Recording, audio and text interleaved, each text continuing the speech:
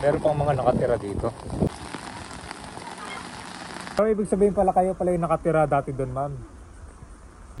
Ito ba, ngayon kabayan, na puno siya ng basura ngayon?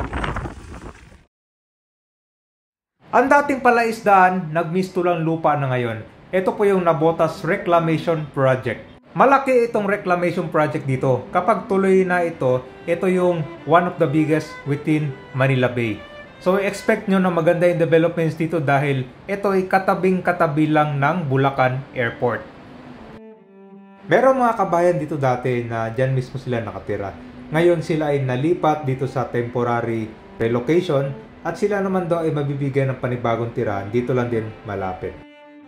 Maraming mga projects dito sa Manila Bay. Ito po yung magsisimula sa City of Nabotas to the province of Cavite. Ito na tayo sa Nabotas City. Ito po yung malaking barko kabayan. Nakapagdadaan kayo sa Sampaguita Street na papunta dun sa Tansa. Okay? So ngayon kabayan, puntahan natin itong reclamation project. Buti dito sa kasada hindi pa binabahan, no? Kasi nung uling bagyo ito inaabutan na ng kanya, no? Tila nagkatotoo yung barko dyan na sinalubong na siya ng tubig. So tara, ito yung mga lugar dito sa Nabotas tsaka Malabon na apektado talaga kapag nagkaroon ng bagyo. Lalo na pag tuloy-tuloy yung ulan, talagang binabaha ito kabayan. Itong kalsada na to, nagmisto lang kanyan, lawa. Reclamation project dito. Itong nakabakod, mukhang meron silang gagawin.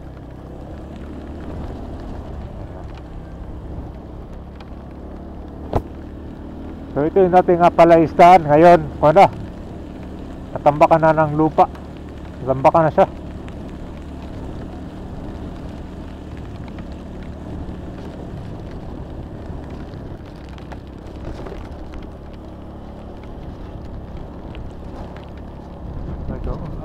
Tabunan ako, no? Tabunan pala siya ng mga putik. Puno siya ng basura ngayon. Alam nyo, dito kasi kung siya madalas na punta natin na mataas yung level ng tubig. Pero ngayon pag mababa yung tubig dito, makikita mo yung mga basura, no? Sa likod naman yan po yung reclamation project. Punta na tayo ngayon dito sa likod para may pakita ko sa inyo itong mga natitirang bahay dito na nag-aantay sila ng relocation. So sa kanan, ito yung mga sinaunang housing project na naitayo na dito sa Nabotas. Matagal na rin yan, mga ilang taon na rin yan nakalipas. Dito sa dulo naman, meron din itong dike dyan kung saan pwede siyang pasyalan ng mga tao. So alas makatabi lang dito sa Tansa 1 at Tansa 2. So ito pala siya. Napapansin nyo kabay, meron pang mga kabahayan dito na halos nakahilera yung mga bahay nila. Yung nakita nyo sa area view. Tingnan natin yung kwan ngayon dito. Ito pala siya, merong dike, oh. Ngayon lang kasi natin napuntahan to, itong pinakadulo niya. Alamin din natin kung ano yung ginagawa doon. Tsaka dito, ito merong nakabakod. Kayo pala yung nakatira dati doon, ma'am. So mga ilang pamilya yun nandito ngayon? 33? Mga ilang bahay, ma'am? Kasi yung iba po, pupunta 33 lahat? Okay. Ay, kami po yung priority na inilipa. Sakali. Okay. Sige, akala ko bahay talaga ito. Walang pala to, temporary. Mga ilang taon na kayo dito? 2 years na. Parang matagal na, no? So yun kabayan kasi dito, inaantay nila yung paglilipatan nila na dito lang mismo sa Nabotas din. Maganda kasi malapit lang.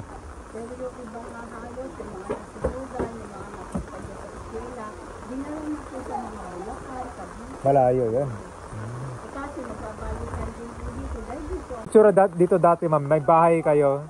pag ganun po ang forma namin, palabas po kami doon, diyan kami sa gitna, palabas. Nakatayo sa pilapil yung bahay niya? O, parang ganito din po. Pero maayos naman kung pagkapilapit kasi palabas naman kami.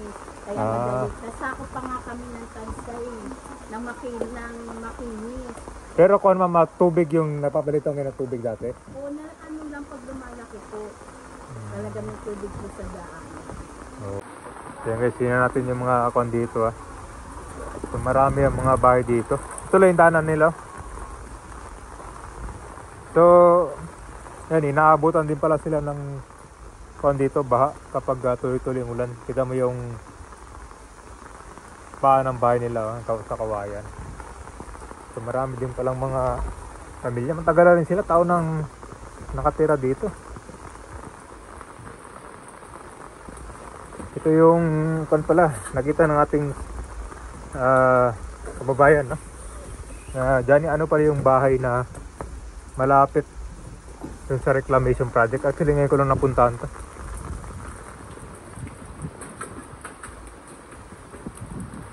Yan, ang sabi doon nila yung nakabakod, parang ito yung gagawin, no?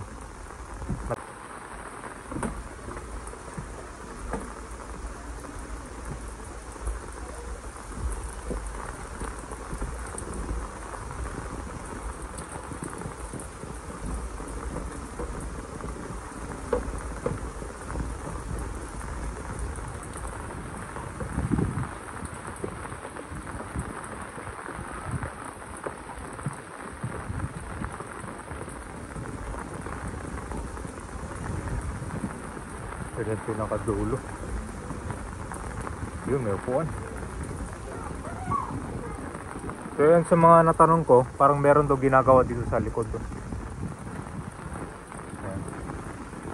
So yung abangan natin na kung saan dito exactly itong nalilipatan nila. Kaya lang dito kasi prone sa flooding. Malapit kasi sa dagat na rin, no? Kung dun mismo sa may Sampaguita, di ba, binabaha na dun.